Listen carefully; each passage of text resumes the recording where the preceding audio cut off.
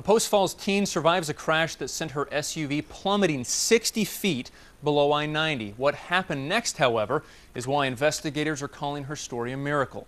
The crash happened on I-90 just before the Northwest Boulevard exit, right before 5 o'clock this morning. KXLY4's Annie Bishop is live in Coeur tonight with the story. Annie?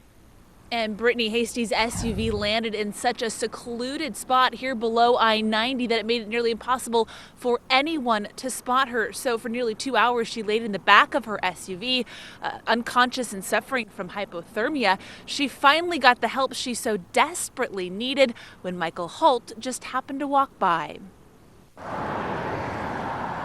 Way to explain it. Just a little miracle. They happen every day. Micheal Holt won't tell you he's a hero. His baseball cap and this story will. God acts in mysterious ways, I guess. Micheal was on his way home from work early this morning, walking on the Prairie Trail when he discovered a mangled SUV below the freeway. I called 911 and I'm looking around the car to see if because I didn't see anybody in the driver's seat. And so I was looking around the car to see if I seen anybody outside the car. Broken glass marked the spot where 18-year-old Brittany Hasty's SUV landed. Idaho State Police say she was heading eastbound on I-90 on her way to work at a coffee stand when she lost control and rolled 60 feet down a narrow opening. I've never, in my 23 years in law enforcement, never seen a crash exactly like that. Using a flashlight, Holt says he finally saw Brittany huddled and unconscious in the back of her Jeep.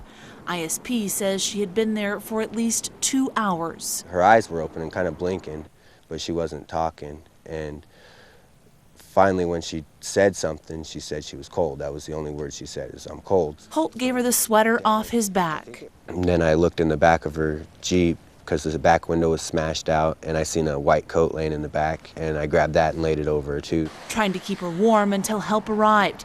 It was 23 degrees this morning, and investigators say hypothermia had already set in. Well, it's absolutely miraculous, and if he hadn't, who knows if she might have perished. It was just fortunate for her and for us that he had decided to take that route to walk home that morning. Holt is humble about what he did. I think that any person would have did the same thing. Anybody walking by would have helped. He now only hopes Brittany will be okay. And Hasty was taken to Kootenai Medical Center this morning, where as of tonight, she is listed in fair condition. Reporting live in Coeur d'Alene, Annie Bishop, KXLY4 HD News.